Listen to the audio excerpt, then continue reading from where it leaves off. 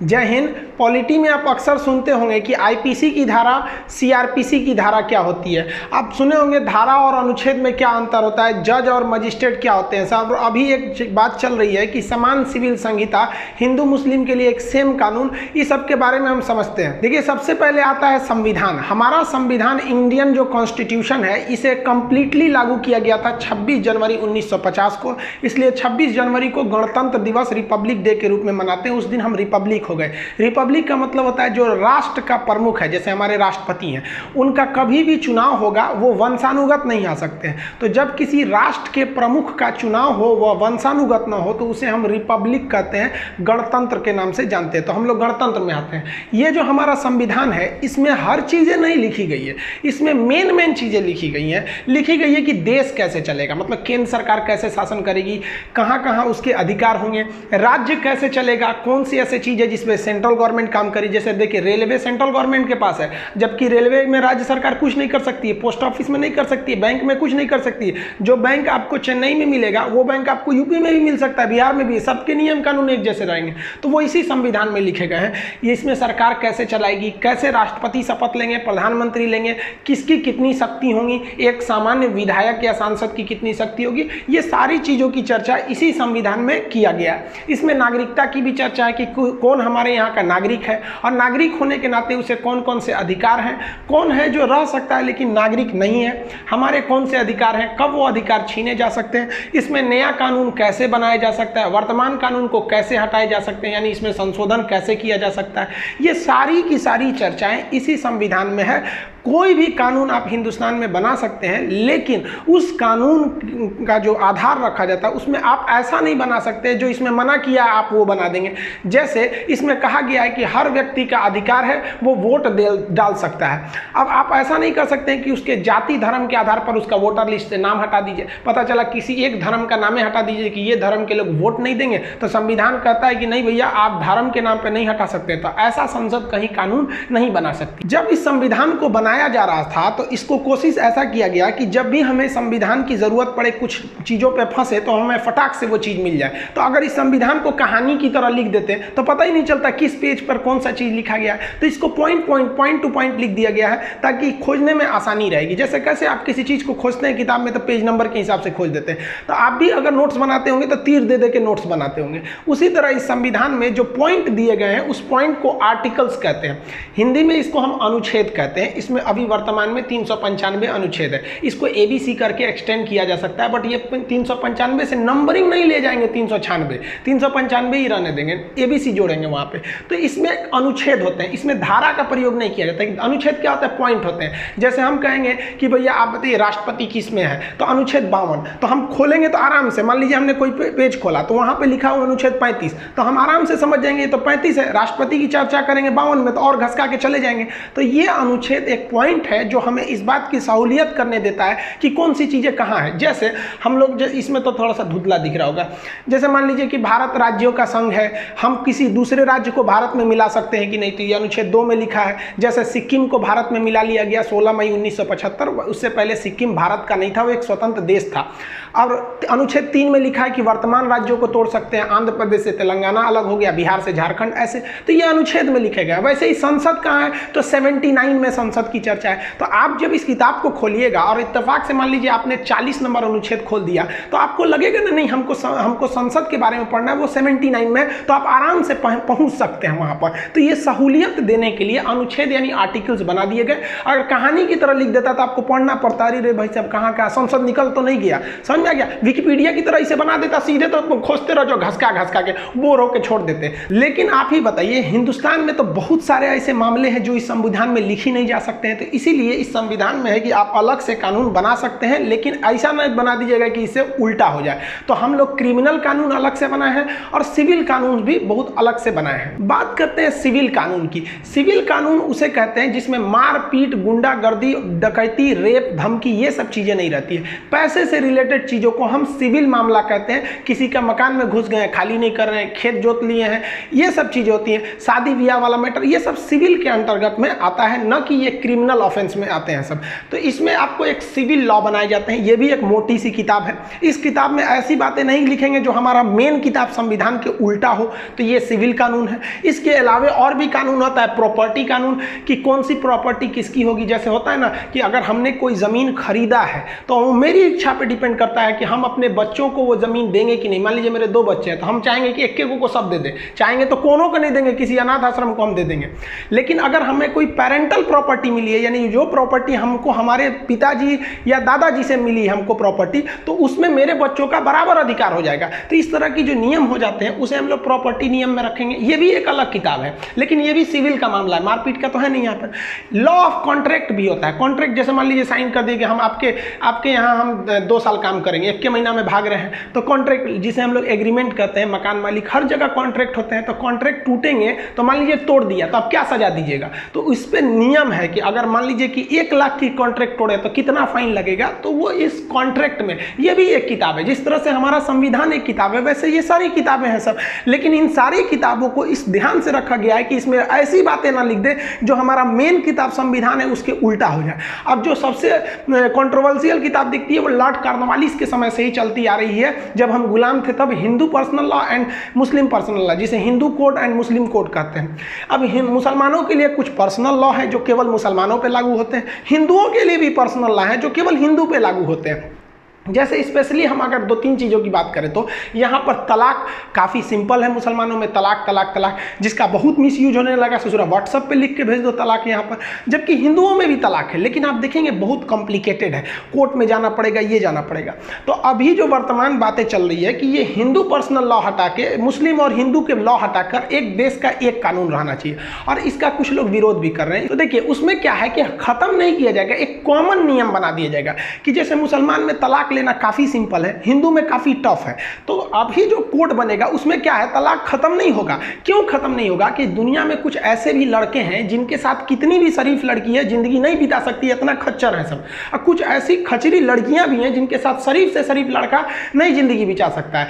क्योंकि अगर बातों से कोई समझ सकता तो बांसुरी बजाने वाला कृष्ण कन्हैया कभी महाभारत होने ही नहीं देते। कुछ लोग ऐसे होते हैं जो सुधर ही नहीं सकते हैं। तो संविधान में ऐसी जगह दिया जाएगा, लेकिन हम मिसयूज नहीं, जो फेसबुक पे बोलता है तलाक तलाक तलाक, ये गलत है। तो इसको एक कॉमन बनाया जाएगा, उसे को हम लोग कहेंगे civil code, uniform civil code. तो ये जितनी चीजें हैं ये क्रिमिनल नहीं है, सिविल। सिविल मतलब होता है व्यवहार, नहीं बोलते हैं व्यवहारिक नहीं हो, क्या एकदम सिविल नहीं हो। तो सिविल लोगों की जगह को सिविलाइजेशन कहते हैं, सभ्यता कहते हैं। तो ये सब लोगों को सभ्य बनाने के लिए सब कानूनें बनाई गई हैं। तो ये जो सिविल लॉ होते हैं सब, इन्हें हम दीवानी भी कहते हैं। अब सिविल लॉ जो है, मान लिया कि हमने इसमें से किसी एक ऐसे लॉ का हमने उल्लंघन कर दिया, कोई भी सिविल लॉ का इसमें से, या कॉन्ट्रैक्ट तोड़ दिए, या फिर हमने प्रॉपर्टी वाला, या फिर हिंदू कोड तोड़ दिए। जैसे आप सिंपल बताइए, हिंदू के हिसाब से क्या होता है ना कि बेटियों की प्रॉपर्टी में अधिकार नहीं होता है, जबकि मुसलमानों में क्या होता है कि भाई का जिस तरह से संपत्ति में अधिकार है उसका थोड़ा हिस्सा बहनों मतलब बेटियों का भी होता है। तो ये कॉमन बनेगा, इस आगे अब ये रिफॉर्म होगा, गवर्नमेंट इसकी तैयारी में है, वो इसको लाएगी। अब मान लिया कि हमने कोई कानून तोड़ दिया सिविल लॉ का, तो हम पे मुकदमा होगा, जज हमारे घरे पकड़ के ले जाएगा, कितना दिन में सजा ले जाएगा, सबूत चाहिए, गवाह चाहिए। तो इसका एक लंबा प्रक्रिया चलती है। तो प्रक्रिया हम अपने मन से चला लेंगे, उसका भी एक लिखित कानून होनी चाहिए कि नहीं। तो वो लिखित कानून की किस तरह से कोई सिविल लॉ टूटने पर उस व्यक्ति पर मुकदमा चलाया जाएगा, कब उसे गवाही के लिए बुलाया जाएगा, कब सबूत माना जाएगा, कब कहा जाएगा कि अगली तारीख पर आइएगा। तो एक प्रोसीजर होता है ना जी, तो उसी प्रोसीजर को हम लोग कहते हैं सिविल प्रोसीजर कोड। उस प्रोसीजर के लिए भी किताब है, नहीं तो सब वकील कहेगा नहीं ये हमारा प्रोसीजर, ये हमारा प्रोसीजर। तो एक नियम कानून होना चाहिए, नहीं कि नहीं, जो जज भी फॉलो करे कि भाई साहब आप कोई सबूत दिखाने से पहले हमको पहले सूचना दीजिएगा कि हम ये सबूत दिखाना चाहते हैं। ये नहीं कि सीधे जज साहब को चलिए, ए जज साहब लीजिए सबूत है, लीजिए, तो फेंक देगा जज, वहाँ कहेगा कि बकलोल कहीं का, तुम कैसा वकील है। इसीलिए ना आप डायरेक्ट वकील जज से बात नहीं कर सकते, क्योंकि आपको कोई भी प्रोसीजर नहीं पता है, वकील को प्रोसीजर पता होता है। तो एक नियम कानून होता है कि सीधे जज को नहीं दे सकते हैं, उसके लिए पेशकार होता है, नियम कानून होते हैं। तो सिविल मुकदमे के निपटारे के लिए जो नियम कानून है उसी को हम कहते हैं सिविल प्रोसीजर कोड, जिसको हम सीपीसी के नाम से कहते हैं। इसी सिविल प्रोसीजर कोड के तहत आप इनमें से किसी भी नियम का उल्लंघन करेंगे तो आप पे मुकदमा चलेगा। कितने साल में फैसला आता है ये डिपेंड नहीं करता है, कब आएगा वो करेगा कि नहीं, वो कोर्ट का मैटर है। लेकिन जब फैसले आते हैं इसमें तो आपको दंड नहीं दिया जाता है, ना ही आपको जेल दिया जाता है, ना कुछ। आप पर आर्थिक जुर्माना लगाया जाता है, मुआवजा दिया जाता है। जैसे हमने किसी का कॉन्ट्रैक्ट तोड़ दिया, हमने ठेका लिया, हमने वो काम को नहीं किया, तो हमको जेल नहीं होगा, हमसे कहा जाएगा नहीं इतना पैसा भरिए। अब इतना पैसा नहीं भरेंगे ना तब जेल कर देगा, डायरेक्ट इसमें जेल की सजा नहीं होती है। यही फायदा होता है दीवानी का। इसमें होता है कि भैया आप कंपनसेशन चलता है, दंड नहीं दिया जाता है इसमें। सिविल प्रोसीजर कोड यानी सीपीसी तो समझ गए, अब आईपीसी समझते हैं। मान लीजिए किसी को गोली मार दिए, बम मार दिए, कह दिए धमकी देते थे देख लेंगे तुमको, या फिर रेप कर दिए, अपहरण किडनैप कर दिए, फिरौती मांग दिए, मतलब ऐसी खतरनाक अपराध कर दिए, तो उसके लिए अब ये मामला सिविल में नहीं जाएगा, अब इसे दिया जाएगा क्रिमिनल में। तो क्रिमिनल को हम लोग फौजदारी कहते हैं, फौजदारी मुकदमा। तो इस फौजदारी मुकदमा को निपटने के लिए उसके भी नियम कानून बनाए गए हैं, एक कोड बनाया गया है उसके लिए, उसे कहते हैं भारतीय दंड संहिता, इंडियन पिनल कोड। अब सोचिए ये इंडियन पिनल कोड 1861 का बना हुआ है, उस समय लॉर्ड मैकाले के समय, उतना पुराना अंग्रेजों का बनाया हुआ, आज भी चल रहा है। इसमें 511 धारा ले लेके हम लोग घूम रहे हैं लोग। तो अब यहां समझिए इसके तहत क्या कहा गया है, इसमें परिभाषाएं दी गई हैं कि मर्डर किसे कहा जाता है और मर्डर करने पर पुलिस किस धारा के तहत गिरफ्तार करेगी। अब यहीं आप अटक जाते हैं, धारा क्या होता है। जिस तरह से हमारा संविधान था उसमें पॉइंट टू पॉइंट बातें लिखी गई थी, उस पॉइंट को हम अनुच्छेद या आर्टिकल कहते हैं, उसी तरह इस किताब में भी बातें पॉइंट टू पॉइंट लिखी गई है कि मर्डर क्या है, डकैती, रेप, ये सब क्या है। तो उसको कहानी की तरह नहीं लिखेंगे ना, पॉइंट टू पॉइंट लिखेंगे। तो इस इंडियन पिनल कोड यानी आईपीसी की जो पॉइंट है, उस पॉइंट को हम धारा या अनुच्छेद ना बोलकर सेक्शन बोलते हैं। सेक्शन को हिंदी में हम कहते हैं धारा। यानी संविधान में हमें कोई चीज खोजनी है तो क्या कहेंगे, अनुच्छेद खोजो, तो आर्टिकल खोजो। लेकिन ये किताबों में अगर कुछ खोजना है कि सोचना मर्डर किया है, कौन चीज लगाए इस पे, तो आर्टिकल अनुच्छेद खोजोगे नहीं, पॉइंट खोजिए कि मर्डर कहाँ है, और उस पॉइंट को क्या कहेंगे कि धारा कहेंगे, यानी सेक्शन कहेंगे। इसमें कई सारे पॉइंट है सब, जैसे संविधान में 395 अनुच्छेद थे, तो यहाँ पे धाराएं हैं, यहाँ भी पॉइंट है सब, यहाँ 511 पॉइंट है सब, जिसमें बढ़ा घटा सकते हैं हम लोग जरूरत के हिसाब से। जैसे हम सिंपल सी बात बताते हैं आपको कि आपने किसी को गोली मारे, वो सोच रहा बच गया कि जा, तब वो जाके कोर्ट में पुलिस को कहेगा मारा था हमको, हत्या की कोशिश किया था तो 307 लगेगा, हम मारे टपक गया तो 302 लगेगा। तो ये सब टाइप के लगता है। जैसे 376 बलात्कार पे लगता है, और 376 के बाद 377 आ जाता है अप्रकृतिकृत। अप्रकृतिकृत मतलब ना अननेचुरल कर देते हैं, मतलब रेप करना जो होता है वो 376 पे आता है, लेकिन गैंग रेप कर देने पे एक तो वो अननेचुरल हो जाता है वहाँ पे।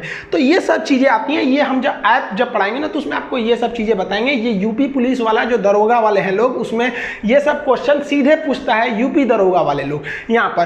तो ये आपका अनुच्छेद, ये अनुच्छेद नहीं है, ये क्या है, सब धाराएं हैं सब। ये किस काम में आती हैं सब, ये केवल पुलिस के काम में आती है। यानी आप अगर किसी को गोली मारे तो वो बच गया, तो पुलिस को ये अधिकार मिल जाता है किस धारा के तहत, 307 के तहत, कि आपको गिरफ्तार कर ले। मारे मर्डर हो गया तो 302 के तहत आपको गिरफ्तार कर सकती है, लेकिन पुलिस सजा नहीं सुना सकती है। पुलिस इन धाराओं के तहत करके आप पर चार्जशीट लगा देगी कि ये इसलिए पकड़ाया है, और जज साहब को दे देगी।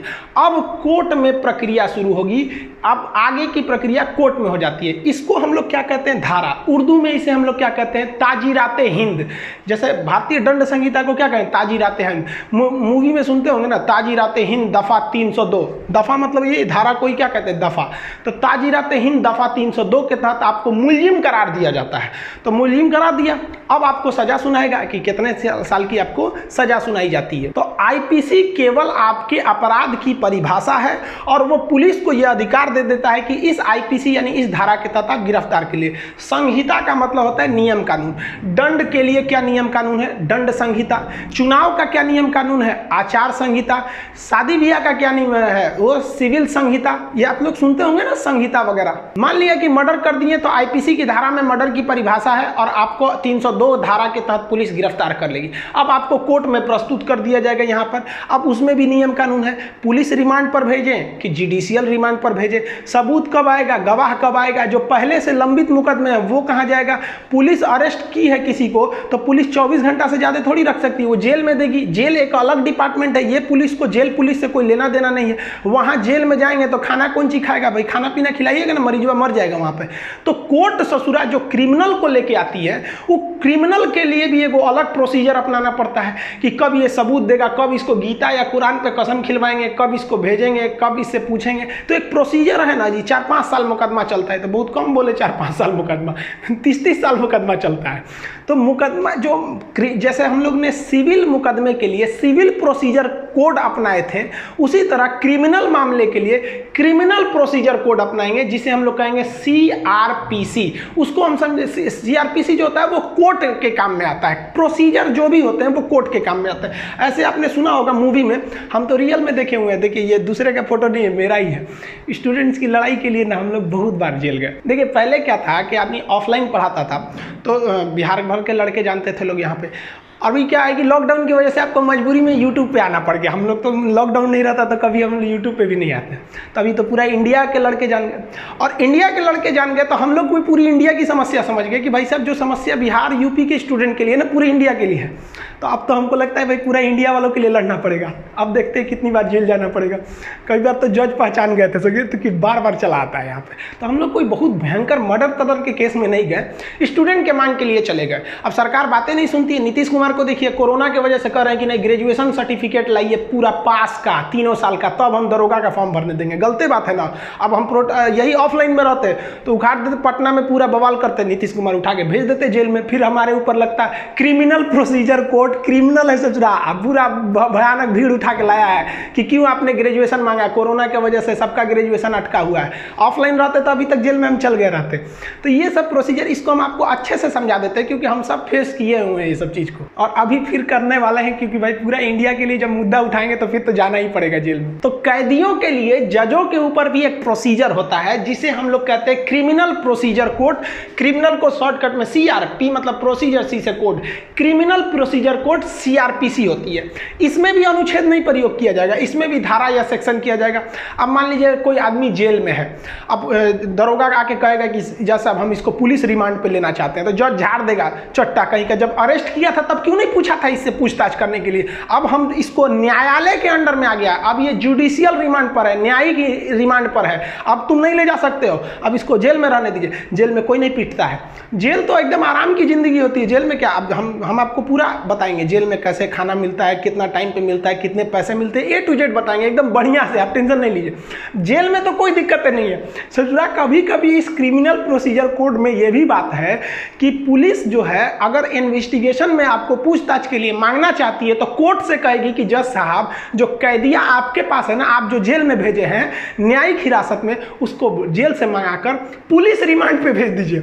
और जिन ससुरों को जुडिशियल रिमांड से जज बुला के पुलिस रिमांड पे भेजेगी, उनको जो धोएगा सब ना, उनका कोई हिसाब नहीं, बहुत बढ़िया से धोएगा सब। और उसके बाद जज के पास आएंगे ना वापस, तो जज पूछेगा पिटाए नहीं ना थे, कहेंगे नहीं, और जहाँ कह दिए आप हाँ, तो जज तो पुलिस को वहीं पे गरिया। जज का पावर इतना होता है ना कि DM SP को वहाँ पे उल्टा सीधा बोल देते हैं सब। हम अपने आँख के सामने देखें, उनका पावर बहुत होता है। तो वो आपको पीटेंगे सब, कहेंगे सर कि कोर्ट में बोलना मत, अब बोल दिए तो फिर तो बढ़िया से पीटेगा सब। तो ये एक प्रोसीजर होता है ना पुलिस के बाद। देखिए क्रिमिनल को सबसे ज़्यादा अगर कोई डिफेंड करता है ना तो कोर्ट करती है, आराम से जाता है सब। बड़का बड़का क्रिमिनल जो हैबिचुएटेड हो जाता है सब 1-2 बार, वो कहता है सब पुलिस वाले क्या कौन सी नौटंकी की है, चार्जशीट लगा के कोर्ट में भेजिए। जानता है कोर्ट में जाएंगे, कोर्ट कर देगा हाँ जेल में भेजो, और पुलिस को कहेगा उसको जेल में रहने दीजिए, आप जांच पड़ताल करिए। जांच में पता चल जाएगा क्राइम है तो कह देगा हाँ आप 3 साल जेल में रहिए, जाइए जेल में खाना खाते रहिए, 3 टाइम मिलेगा। ओवरऑल आप समझिए यहाँ पर हम जो एक सबसे बड़ी जो किताब है वो है संविधान। संविधान में जो पॉइंट टू पॉइंट बातें लिखी गई हैं उसे अनुच्छेद या आर्टिकल कहते हैं, 395 है। इस संविधान के अधीन सारी किताबें आती हैं, सुप्रीम कोर्ट हो गया, पुलिस हो गया, कुछ भी हो गया इसी संविधान के अंडर आएंगे। इससे बड़ा कोई नहीं है इस देश में, यही सबसे बड़ा है। अब इसमें जो है सिविल लॉ है, जो दीवानी मामले हैं, उसमें मुस्लिम लॉ है, हिंदू लॉ है, कॉन्ट्रैक्ट लॉ है, कई ठो हैं। इनको निपटारा के लिए आपके पास है सिविल प्रोसीजर कोड, दीवानी मुकदमे। इसमें पेपर तगड़ा है जीत जाएंगे, पेपर तगड़ा नहीं है तो हार जाएंगे। अब आता है क्रिमिनल वाला, कोई गड़बड़ सड़बड़ काम किए हैं तो पुलिस किस तरह से गिरफ्तार करेगी, तो IPC इंडियन पिनल कोड ताजीराते हिंद के तहत गिरफ्तार कर लेगी। लेकिन पुलिस सजा तो दे नहीं सकती है, ये हैंडओवर कर देगी कोर्ट को। अब कोर्ट में एक प्रोसीजर चलेगा मुकदमा चलाने का, तो उसे कहेंगे क्रिमिनल प्रोसीजर कोड, CRPC कहेंगे। समझा गया कि नहीं आएगा। इन किताबों में भी कुछ कुछ चीज़ें पॉइंट टू पॉइंट है, उस पॉइंट को हम सेक्शन, धारा या दफा कहते हैं, जबकि इसके पॉइंट्स को हम आर्टिकल्स कहते हैं। अब बहुत से चीज़ें होती हैं, जैसे पुलिस स्टेशन में FIR लिखवाना है, या फिर आपको सनहा लिखवाना है, या फिर आपको 0 FIR लिखाना है। किसी का 20 रुपये का सिम कार्ड गिर गया तो FIR नहीं लिखते हैं सब, लेकिन उस सिम कार्ड से मिसयूज हो जाएगा तो आप फंस जाएंगे। तो इसके लिए आपको NCR लिखवाना पड़ेगा। वो क्या चीज़ होता है इसको समझा देंगे। ये पुलिस रिमांड कैसे लेती है, ये चार्जशीट उर्शीट लगा के जेल में भेज देती है, जेल में कितने टाइम पे खाना मिलता है, कितना पैसा मिलता है, क्या क्या सुविधाएं मिलती है, क्या बाहर से लोग हमसे मिलने आ सकते हैं, बाहर से खाना मंगा सकते हैं कि नहीं मंगा सकते हैं, इसमें हमको वर्दी ड्रेसवा तो ऐसे नॉर्मल जाइएगा तो यही कपड़ा पे छोड़ देता है ऐसा, एकदम परमानेंट हो गए कि नहीं भैया ज़्यादा दिन रहने वाला है तभी आपको नंबर देगा, नहीं तो सबको नंबर नहीं देता। जिसको नंबर दे दिया समझिए कि सीनियर है। इसके अलावा आप देखेंगे कि जज और मजिस्ट्रेट होता है। कभी कभी आपको जज के पास ले जाया जाएगा, नॉर्मल मैटर है तो मजिस्ट्रेट के पास ले जाएगा। इसमें क्या अंतर होता है जज और मजिस्ट्रेट में? जज में भी देखते होंगे, जज होते हैं एक तो जस्टिस होते हैं, एक न्यायाधीश होते हैं, एक दूसरा न्यायमूर्ति होता है सब। और यहाँ तो इस चीज को तो समझना जरूरी है कि आपका केस समन वाला केस है कि वारंट वाला केस है। और इसमें अंतर नहीं समझेंगे ना तो उठा ले जाएगी पुलिस, फिर बढ़िया से धोएगी आपको। तो आई होप जो धारा, अनुच्छेद, ये सब चीज थे IPC CRPC आप समझ गए होंगे। नेक्स्ट वीडियो में हम ये सब चीजें आपको समझा देंगे। इसको लिखने के लिए PDF जो ऐप पर जब हम आपको पॉलिटी पढ़ाएंगे कंप्लीट, तो उसके लिए हम आपको PDF प्रोवाइड कर देंगे, वो लिखने की जरूरत नहीं पड़ेगी। मिलेंगे नेक्स्ट वीडियो में, तब तक के लिए जय हिंद।